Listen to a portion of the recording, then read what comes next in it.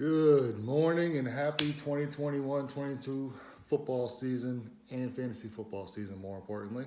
And just because I can't say it better myself, thought I'd figure start off with a little song real quick. If you guys can all hear it.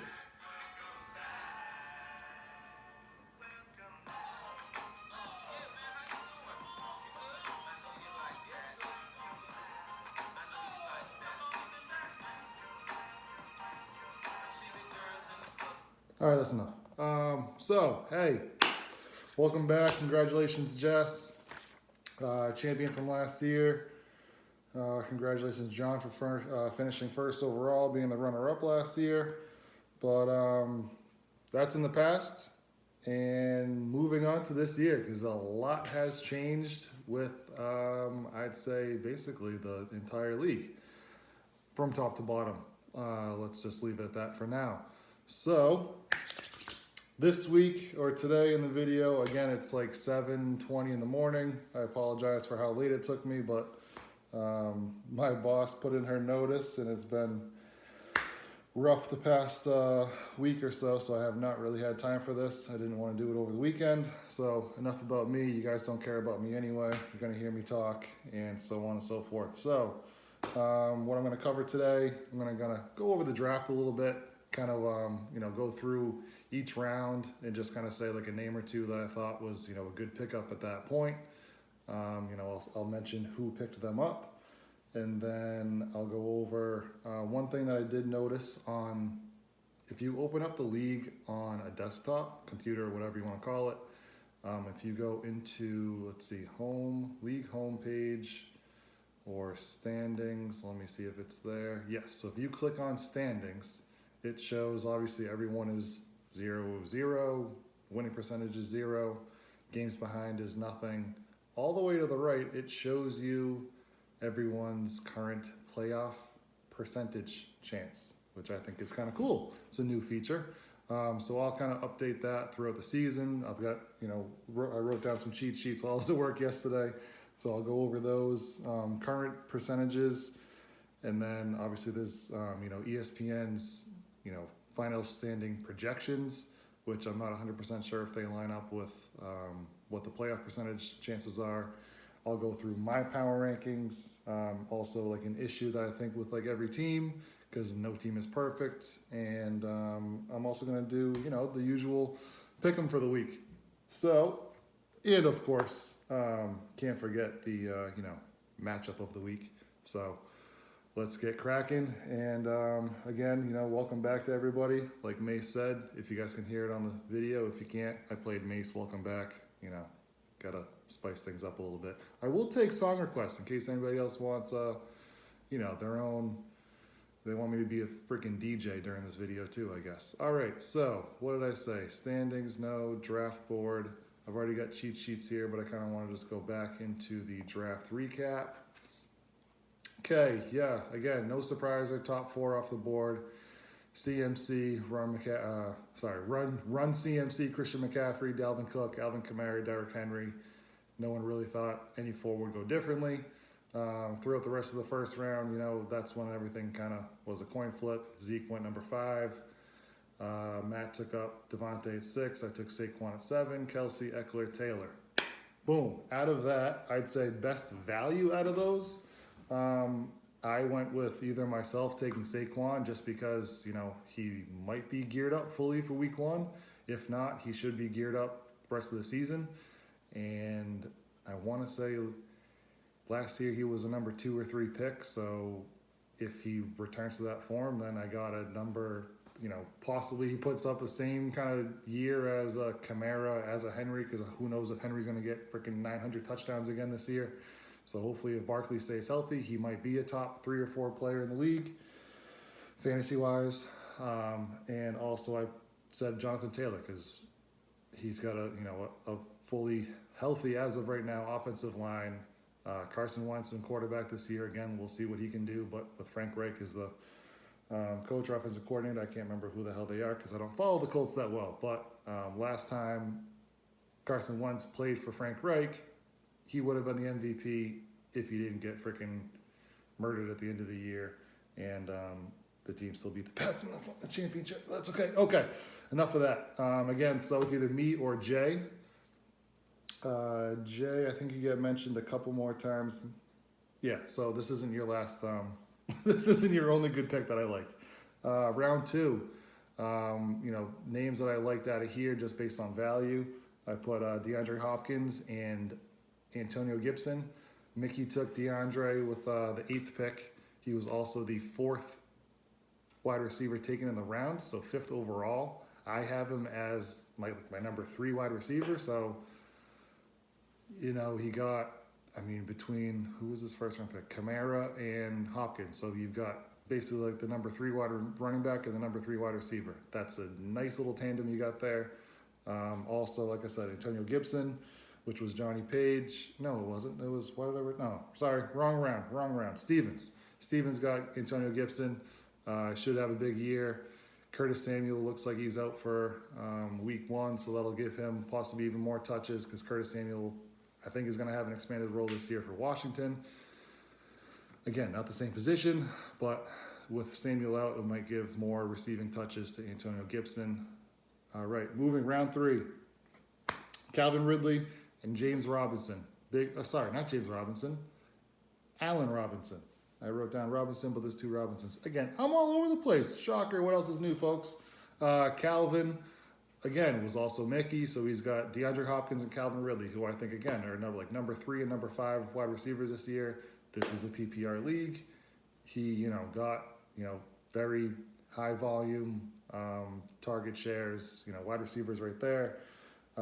John, as I mentioned earlier, got Allen Robinson in the 3rd round. Again, Chicago's offense isn't going to be, a high-scoring offense, but for right now with, who's their quarterback? Andy Dalton. Allen Robinson is by far their main, target for passes, at least. So, again, I think that's pretty good value, getting him at the very end of round 3. So, congrats there. Moving on to 4.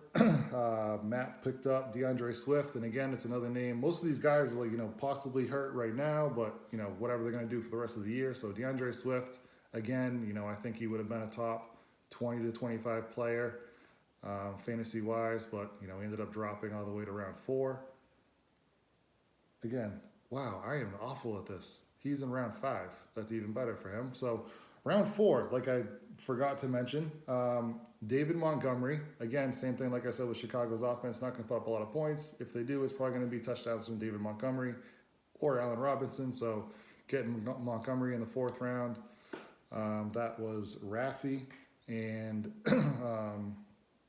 where's round 4? Oh, myself, Miles Sanders. Again, kind of the same thing. Philly's offense with Jalen Hurts, it's probably going to be mostly running. It'll, I think, kind of look like the Pats' offense last year. So hopefully Sanders can, punch in maybe as many times as like Cam Newton did running the ball last year, which is sad to say. But if he gets me, 8-9 rushing touchdowns and, gets also some receptions and receiving touchdowns, then that'd be huge. So I'm hoping I got him at a good value there. Round 5, as I mentioned, Matt picked up DeAndre Swift right before me, which I wanted to take him. I've got him in another league as well, but I think I actually got him in the 4th round, so getting him in the 5th round. Again, this is a 10-person league, so, it's every team is basically going to be stacked, except for a few that I'll mention later on. So Matt getting DeAndre Swift in the 5th round, again, I just think that's, really good value. And Adam Thielen, hooked on a Thielen. I might mention out some, random stupid-ass fantasy football team names, but take it as you will. Thielen was also Rafi. Round 6, Lamar Jackson. I'm going to speed through the rest of these because who cares about rounds like 6 through 14. Lamar Jackson, I think, was a great pickup at round 6, although now they have literally no running backs. They just picked up Le'Veon Bell to their practice squad. So we'll see what happens there with that. But Lamar is obviously a freak of nature athletically. So, yeah, just enough said there. Damian Harris, I also think, has got a potential to be, even now, especially now with Mac Jones as the starting quarterback, it opens up the offense. We'll see what Damian Harris can do rather than, teams stacking the box with Cam Newton behind Like I said, for those of you that went to West Boylston, I think the Pats offense will look more like an NFL offense rather than the West Boylston Lions high school varsity offense, which was straight handoff. They can actually throw the ball with Mac Jones, so we won't see many, arms back and ball going straight into the dirt like Cam Newton was doing last year. Happy to hear that. Happy to see that, hopefully. Round 7, again, I'm just going to bust through these real quick. Mike Davis, the last 2 picks of the round, actually. Mike Davis and Myles Gaskin, I think, are both should be, at least early in the year, heavy usage carry-wise or reception-wise, even from that position, running backs in Atlanta or Miami. So who picked those up?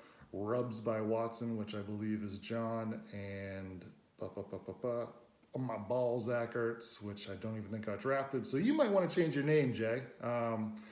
So Jay got Myles Gaskin, and then moving on to round 8, Darrell Henderson and your boy Tom Brady. Again, neither one of these I picked, but your boy is Tom Brady because he's a New England guy. Now he plays for the reigning champions, the Bucks. Again, Darrell Henderson, I just think, he before he got, hurt a little bit the last practice or whatever the hell it was, but he should be further up there if he was 100% healthy. Yes, they picked up Sony Michel, but I still think he's going to get the lion's share of the carries. And, we'll see what happens with that Rams offense. I think they should be pretty good this year. Round 9. Honestly, I thought everyone actually had a good round 9 pick, except for Marvin Jones Jr. Yes, he's the actual veteran on that team for the wide receiving staff, but they got a rookie quarterback.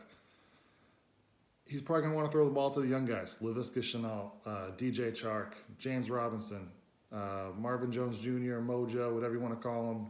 Probably not going to get too much. He might get the touchdowns, but he's not going to get many receptions, so I think he's going to be really a boomer bust player for you. Round 9, again, he's probably a bench player to begin with, so who really cares? Round 10, I said, Debo Samuel or Hollywood Brown were good. Debo, who picked him up, Jay. Hollywood Brown was Stevens. Good job there. Round 11, Curtis Samuel. Again, I'm big on him this year, although looks like he's going to be out for maybe a week or two. If that groin or hamstring, whatever he pulled up lame with at practice yesterday, we'll see whatever that is. I also kind of gave myself something good here because, again, Sony Michel, who knows what's going to happen with the Rams offense. Darrell Henderson hasn't been healthy his career, so maybe Sony Michel does earn RB1 stats at some point during the year. That'd be great. Round 12, I just have one on here. Henry Ruggs. Again, someone's going to do the work in the offense for the Raiders outside of Darren Waller. So I really think that's going to be Ruggs this year. He's a speed demon. He just needs to stay healthy and actually, run routes correctly and get the ball. Round 13, my actual, not at the moment, but I think my best value pick, not mine, the best value pick in the draft was Jalen Hurts by Rafi. As long as his offensive line holds up, we'll see what happens there. And then round 14, whoever took a defense, good job. You didn't, take one stupid early like I did in round 10. So, leave it at that. Playoff percentages. So, again, I don't know if this lines up with the overall standings projection, but Mickey, shocker. From last year, Mickey and Stevens were, I'd say, laughing stock of the year. That is not the case, at least based on how they drafted and what the league says. So Mickey comes in number 1 overall with a 75% chance to make the playoffs. Yours truly comes in at second with a 72% chance. Foley and Matt were 3 and 4 with 69 and 68 respectively. Stevens and Rafi at 5 and 6 with 66 and 65. And then the 4 J's, Joe, John, Jay, and Jess round out the bottom 4. Joe was just over 60%, 61%. John, 48, Jay, 39, and Jess at a whopping 38% chance to make the playoffs. Again, this is before we even play a game, so who the hell knows what'll happen. But real quick, my power rankings and one possible issue or a couple issues that I think with your team. Again, that's just what I think. Who cares what I think? Do your own thing. I'm happy if your team is good for you or if your team stinks on paper. Mickey, again, I got you on top, kid. So, last year, I'd say I stroked Johnny Page most of the year. We'll see if Mickey earns that spot this year. Maybe somebody else, maybe myself. I don't want to, stroke myself on video in front of you guys. No one wants to see that. So let's not make that happen. Make somebody else's team better than mine. Mickey, I've got you number 1 overall. Just don't like your RB depth. You've only got 3 running backs on the roster, and you really only have 2 solidified RB1s. So just saying. But I still get you number 1 overall. Overall, top to bottom lineup is very good. Foley, I've got you number 2. I think you're number 3 on the playoff percentages. Who cares about that? I've got you number 2 overall. If Logan Thomas produces all year for you, hopefully he's not a boomer bust player. Again, I think Washington's offense with, gunslinging Ryan Fitzmagic, they do some work this year. Logan Thomas, is young enough, is athletic enough, speedy enough for a tight end position. He should be able to do something big this year, again, as long as he stays healthy. So no concussions. They had Jordan Reed get 19 concussions in 5 years in Washington, so hopefully it's not a position thing with that team. I've got myself number 3 overall. And again, with Logan Thomas, I also think Noah Fant has a potential to be a boomer bust player for me. Outside of the top 5 tight ends, it basically doesn't matter who the hell you take. So basically it's whatever. After Hawkinson, maybe 5 or 6, the top 5 or 6 tight ends, it's basically a coin flip on who the hell's going to do anything during the season. So again, I took Fant later on in the draft. So if he does anything big, if Saquon stays healthy, again, I should, stay in the top 3.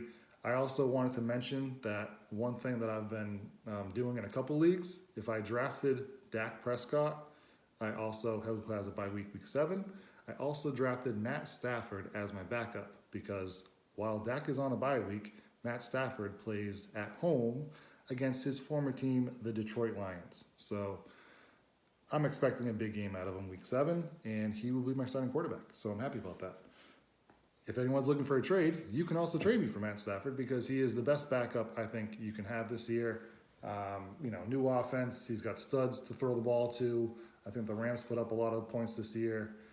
We'll see. Just saying Matt Stafford on the trading block, but it's not going to come cheap. Stevens, I've got you number 4 overall, and, from last year, I crapped on you and Mickey too much. So this year, like I said, I'm happy with the teams that you guys have. One thing I'd say that I don't really think is an issue for you, but might not become an issue for you come the second half of the year. Your wide receivers just aren't that good. But the rest of your team outside of your wide receiver position, I do like a lot. Again, this is a PPR league, so you kind of need that wide receiver depth. But again, if Michael Thomas comes back and is anything like he was 2 years ago for the, week 7 when he comes back, he's eligible to play. That's going to help you out a lot. Devonta Smith also, I think he's obviously coming out, as a reigning Heisman winner, rookie this year. We'll see what he does, but second half of the year, again, I think he comes on strong. Matt, I've got you number 5, so hanging on to a playoff position, obviously. It's if and when for your team, if and when Mostert loses the number 1 spot, you're not deep at running back there. And hopefully you also keep the name for your tight end's nickname as Bobby T.D. Tunyon. So if he continues to get whatever he had last year, 7 or 9 touchdowns, no one knew who the hell he was. Aaron Rodgers didn't even know who he was. Came out of nowhere. So for your own sake, you hope he continues to have, a touchdown every other week. That would be huge and a big help for your team. That might bump you up in the standings. I've got, a little sleeper here. Joe, I've got you number 6. So you're, again, you're going to be a bubble boy. Like you were last year on the wrong side of it. Right now I've got you on the right side of it. So, I've got you with kind of a weak wide receiver core. But again, I'm big on Curtis Samuel this year, so I'm hoping that he helps you out at some point. Rafi, I put you down just because I don't know who the hell you're going to start a quarterback every week. You got Tannehill and Jalen Hurts, and I think possibly that decision could cost you a couple weeks because you start Ryan Tannehill, and then it's the game that, Derrick Henry goes for 200 rushing yards and 4 touchdowns, and Tannehill gets you 3 points because all he does is throw the ball to A.J. Brown for like a 30-yard gain, and then Derrick Henry rushes for another freaking 60 on a touchdown. So, again, I don't mind you having two, valuable options at quarterback, but again, I don't know who you're going to start every week because Jalen Hurts can run the ball and get you some points there. But, we'll see. I do also want to say that Najee Harris, you drafted him in the first or second round. Again, he's another rookie that I like this year, but the Steelers' offensive line is not what they were when they had Le'Veon Bell, not even what they were when they had James Conner, so I don't think he has as big of a year as everyone expects. Sounds like someone's in my house and no one's here. So moving on to the rest, the bottom three. Again, unfortunately, these are the Jays outside of Joe. So I've got Jay, number 7. One thing for you, Juju is on a contract year, so he should show up, show out, or get out. So again, hopefully he returns to the offense for you. Your running backs are solid, but again, you've only got 3 on the roster, so yes, you only need 3 because given the bye weeks, you can throw one in, have one on the flex, whatever. But running backs, as soon as one goes down, you're screwed. You're picking up somebody else off free agency, and there's no one there that's actually valuable at the moment. John, again, did this all last year. You get this year, okay? I like all your running backs. Again, I think you had tag teamed, I think like Eckler, and I can't remember if it's your team or not your team. Let's see, who are you? Rubs by Watson. You've got, Eckler and Chubb. I mean, that's huge. And then I do like your bench running backs. Mike Davis, again, volume, and Trey Sermon should earn the job eventually at some point this year in San Fran. But your wide receivers, yes, I did say Allen Robinson was a good pickup, but I'm not sold on him. He's kind of touchdown dependent.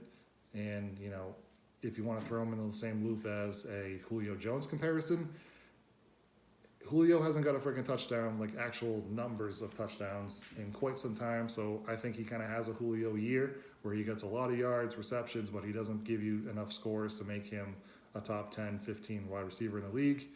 CeeDee Lamb, again, wide receiver by committee, not huge on him this year. Brandon Ayuk, again, has to show himself before he can be trusted on a starting fantasy lineup. So I don't like your team.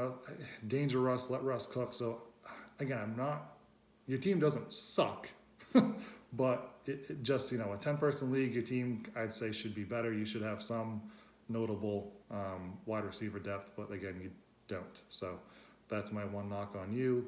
You drafted Trey Lance. You could have picked him up tomorrow, today, in 3 weeks from now. I am not on the Trey Lance train. I'm sorry. And Jess, hey, congratulations. You won last year. If you make the playoffs this year, when I go down to visit my brother in Florida, I'll buy you lunch or something because I don't think your team will see the playoffs at all. Just saying. It looks like you actually got the easiest starting schedule because you're going up against Jay week 1 and John week 2. So stay tuned. Yeah. Wow, did I mess these up? Oh, sorry, that's John's schedule. John goes up against Jay and then Jess. So John has the easiest schedule. All right, moving forward. This is already 23 minutes in. Weekly picks for the first week number 1, and the last matchup will be the matchup of the week. I've got myself, yours truly, beating Rafi this week. I think ESPN has Rafi projected to beat me, but I don't really see how it's going to happen. I'm hoping Dak again. I think this might be one of those weeks that, forget what I said about Dak. I think this might be one of those weeks that Tannehill might win or lose Rafi the week. So his, coin flip at starting quarterback. Again, I'm not big on Najee Harris, so I don't think he puts up 15 points like his projection at Buffalo. I think he's more around the lines of like 8 or 9. I don't think he's going to find the end zone. Hopefully not. He doesn't find the end zone. So I've got, my quick little projection. My RBs will outscore your running backs by 8 points. Right now, I'm projected to get outscored by like 3. So that's an 11-point swing. That's my that's my pick. I say I win by 6. Losing my voice here. Okay. Matt, I've got you beating Foley this week. Again, you guys are, also could have been matchup of the week based on, wow, what happened to me? All right. Based on, matchups and, standings, projection overall, I thought you guys were, two of the top 4 or 5 teams. I just like Matt's matchups a bit better. Mahomes, obviously you can't knock Mahomes or Henry, but I think Lamar Jackson might actually be able to outscore Pat Mahomes this week, and that should get it done. I don't think it's going to be a highly scoring game, the Chiefs and Browns, so that might do you in there, Foley. I say Matt by 4. Again, I think he's projected by 2.5, so another 1.5 added on. So Matt wins by 4. That's my guess. Joe, I've got Joe beating Jess, and I say Brady lights the effing Dallas defense up. Week 1, no Super Bowl hangover. They're all happy and ready to play. They torch Dallas. They win by like 13 tonight, maybe even more. Tom Brady puts up, 2-3 touchdowns just to rub it all in on everybody and just say, yeah, I'm an old guy, but I still, top 5 quarterback in the league. So I say Joe wins by 13. I've got Jay beating John. Anything real quick on here, looking at the matchup. Jay over John. I say John doesn't get a wide receiver from any of his wide receivers. I tripped on my words there. John doesn't get a touchdown from any of his wide receivers. And, Jay wins by 5. Actually, ESPN has John winning by 3. I see it the other way around. Matchup of the week. Who would have thought I'd ever say these 2 names last year, unless it was for a joke? Week 1, Stevens versus Mickey going down. Should be good. Honestly, I like it. Stevens is projected to win. I don't see it happening. I just like Mickey's roster, top to bottom more. TJ Hushman-Zeta. It's a joke. It's TJ Hawkinson, tight end. This might be a week where he outscores George Kittle. I think San Fran, I'm hoping San Fran at least runs the ball more than throws the ball week 1. Who knows? We'll see. I just see Mickey's team winning. McCaffrey's return, should help out. What am I looking at here? Did I write down the wrong stuff? Wow, I just said Stevens was going to lose. I picked him to win. The hell's wrong with me? I was saying McCaffrey's return to the offense brings him 2 touchdowns and the win. Wow. No. Don't listen to anything I say. Stevens, you're going to win. You're projected by 3. I got you by 5.5, kid. All right? Mickey, you're going to lose. You were number 1 on my standings. You might go down to like number 4. I'm not going to do the power standings every week. Again, I apologize for the delay. I apologize for my random ass talk all over the place. Again, welcome back. Week 1. Let's do this thing. By the way, go San Fran week 1. Go the Rams week 1. I did end up winning that Survivor League last year. I think it won me about $1,400. So I'm hoping that I can, double dip and win it again this year. Stay tuned. As soon as I get knocked out, I'll probably cry on here. I'll have, world's smallest violin. Okay, that's it. I'm done. Time to go to work. Have a good day, everybody.